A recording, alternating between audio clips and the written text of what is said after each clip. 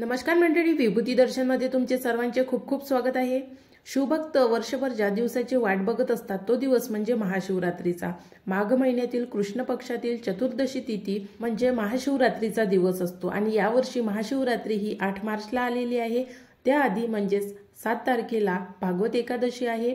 महाशिवरात्रीच्या दुसऱ्या दिवशी म्हणजेच 9 मार्चला अमावस्येला प्रारंभ होऊन 10 मार्चला अमावस्या समाप्त होत आहे। तर हे 4 दिवस अत्यंत महत्त्वाचे आहे आणि त्यातही या 4 दिवसांमध्ये महाशिवरात्रीच्या दिवशी 4 योग जुळून येत आहे।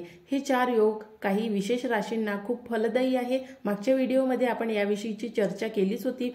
पण महाशिवरात्रीचा उपवास कसा करावा, त्यासोबतच उपवास कसा सोडावा, उपवासामध्ये कोणते पदार्थ खावे आणि कोणते पदार्थ वर्ज्य करावे याविषयीची आजच्या व्हिडिओमध्ये संपूर्ण माहिती जाणून घेणार आहे। त्यामुळे व्हिडिओ शेवटपर्यंत बघा, कारण जे नवीन लोक असतात त्यांना महाशिवरात्रीचा उपवास कसा करायचा याबद्दल माहिती नसते। तर तुम्हाला माहिती असेल तर तुम्ही व्हिडिओ स्किप करू शकता किंवा व्हिडिओ बघून काही नवीन माहिती संकलित करू शकता। तर त्यामुळे व्हिडिओ शेवटपर्यंत बघा आणि जर तुम्ही चॅनलवर नवीन तर चॅनलला सबस्क्राइब करून बेल आयकॉनला प्रेस करा, व्हिडिओला लाईक करून जास्तीत जास्त शेअर करा। चला तर व्हिडिओला सुरुवात करू। प्रत्येक महिन्यामध्ये शिवरात्री चतुर्दशी तिथीला येत असते, पण महाशिवरात्रीचा दिवस हा वर्षातून एकदाच येतो, म्हणून हा दिवस अत्यंत महत्त्वाचा असतो आणि शिवभक्तांसाठी हा दिवस खूपच महत्त्वाचा असतो। कारण या दिवशी बरेचसे साधक सिद्धी प्राप्त करण्यासाठी शंकराची, भोलेनाथाची, शंभूनाथाची, भैरव देवाची प्रार्थना करत असतात। हे सर्व रूप म्हणजे शंकरजीचे रूप आहेत आणि शंकरजीच्या रूपाचं पूजन महाशिवरात्रीच्या दिवशी शिवलिंगाचं पूजन करून केलं जाते। या दिवशी व्रत केलं जाते। हे व्रत पूर्ण 1 दिवस असते, म्हणजेच सकाळ आणि संध्याकाळ अशा दोन्ही वेळेला हे व्रत केले जाते। त्यानंतर दुसऱ्या दिवशी हे व्रत सोडले जाते। असं म्हणतात की महाशिवरात्रीचं व्रत जो कोणी करतो तर त्याला जन्म मृत्यूच्या बंधनातून नेहमीसाठी मुक्ती मिळते। म्हणून आपण बघतो की आपल्या हिंदू धर्मामध्ये असे बरेचसे कुटुंब आहे ज्या कुटुंबामध्ये शंकराची पूजा केली जाते आणि घरातील लहानांपासून मोठ्यांपर्यंत महाशिवरात्रीचं व्रत केले जाते। आता तुम्हाला महाशिवरात्रीचं व्रत कसं करायचं हे कळलं असेल, पण महाशिवरात्रीचं व्रत कसं सोडायचं हे माहीत नसेल, कारण प्रत्येक भागामध्ये विधी परंपरा ह्या वेगवेगळ्या असतात। तर महाशिवरात्रीचं व्रत कसं सोडायचं या आधी जाणून घेऊया की महाशिवरात्रीचं व्रत करत असताना असे कोणते 5 पदार्थ आहे जे वर्ज्य करावे। त्यामध्ये सर्वात पहिला पदार्थ म्हणजे साबुदाणा, त्यानंतर दुसरा पदार्थ म्हणजे भगर, त्यानंतर तिसरा पदार्थ म्हणजे बटाटे। आता तुम्हाला असं वाटत असेल की हे तर सगळे उपवासाचे पदार्थ आहेत, मग हे उपवासालाच का वर्ज्य करावे? तर यामागे काही कारण आहे। कारण उप म्हणजे जवळ आणि वास म्हणजे असणे किंवा अस्तित्व। तर स्वतःजवळ किंवा परमेश्वराजवळ आपलं अस्तित्व असणे म्हणजेच उपवास। जसं की मी तुम्हाला मागच्या व्हिडिओमध्ये सुद्धा सांगितलं होतं की आपण जर उपाशी असू तर आपल्याला देवी देवता, आपले आई वडील, जो कोणी आपला पालन करता आहे तर तो आपल्याला जास्त आठवतो आणि आपलं जर पोट भरलेलं असेल तर आपल्याला आनंद, मौज, मजा, मस्ती या गोष्टी जास्त आकर्षित करत असतात।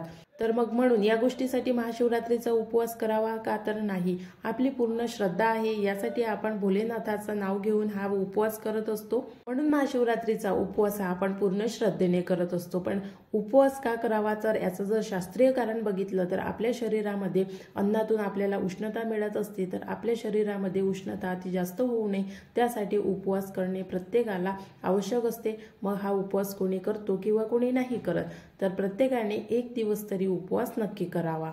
तसेच या 3 पदार्थांव्यतिरिक्त उपवासाच्या दिवशी, मग तो महाशिवरात्रीचा उपवास असेल किंवा कोणताही उपवास असेल, तर कोणते पदार्थ आहेत जे खाऊ नये? त्यामध्ये सर्वात पहिलं म्हणजे मसाल्यामधले पदार्थ आहे। त्यामध्ये मीठ, पांढऱ्या कलरचं मीठ जे आपण रोज स्वयंपाकामध्ये वापरतो तर ते मीठ अजिबात सेवन करू नये। तसेच कांदा लसूण अजिबात सेवन करू नये आणि मोहरी आणि जिरं हे सुद्धा उपवासाला चालत नाही। तर त्यामुळे उपवासामध्ये आपण काही पदार्थ बनवतो, त्यामध्ये फोडणी देतो, त्यामध्ये मोहरी आणि जिरं सुद्धा टाकतो, तर हे पदार्थ किंवा हे मसाले अजिबात उपवासासाठी वापरू नये। आता या व्यतिरिक्त असे कोणते पदार्थ आहे जे उपवासासाठी खाल्ले जातात? तर सर्वात पहिलं म्हणजे ड्रायफ्रुट्स। ड्रायफ्रुट्सचे तुम्ही लाडू करून ठेवायचे आणि ते उपवासाच्या दिवशी खायचे, किंवा तसा साधा सुखामेवा खाल्ला तरी चालेल। उपवासामध्ये सर्व प्रकारची फळे चालतात। आता महाशिवरात्रीचा उपवास हा 2 वेळेचा असतो, तर त्यासाठी शिंगाड्याचं पीठ किंवा शिंगाड्याचं जे फळ असते तर त्यापासून बनवलेला पदार्थ तुम्ही खाऊ शकता।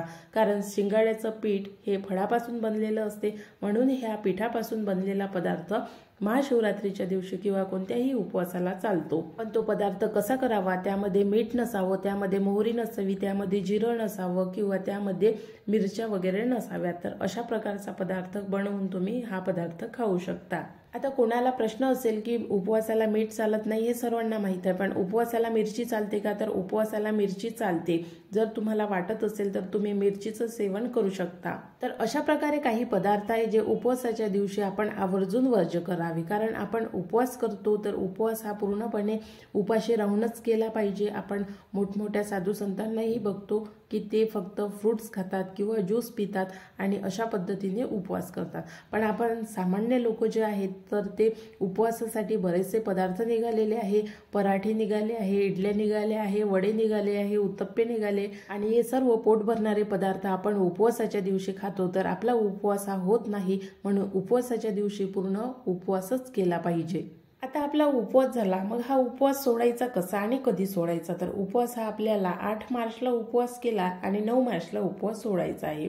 त्रयोदशी तिथीपासून चतुर्दशी तिथीपर्यंत हा उपवास चालतो, तर त्यामुळे उपवास चतुर्थ तिथी संपल्यानंतर किंवा चतुर्थ तिथी चालू असतानाच आपण हा उपवास सोडावा। आता उपवास कोणता पदार्थ खाऊन सोडावा असा बऱ्याच जणांना प्रश्न असेल, तर खूप सारे लोक सांगतात की उपवास सोडताना नेहमी दही भात खाऊन सोडावा, पण फक्त दही भातच खावा का? तर नाही।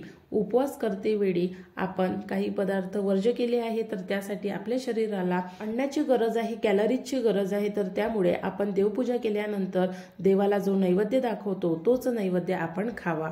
कारण आपण बघतो की आपल्या हिंदू धर्मामध्ये आपण कोणतंही व्रत करतो किंवा उपवास करतो तर त्यासाठी देवपूजा करतो आणि देवपूजा झाल्यानंतर देवाला नैवेद्य दाखवतो।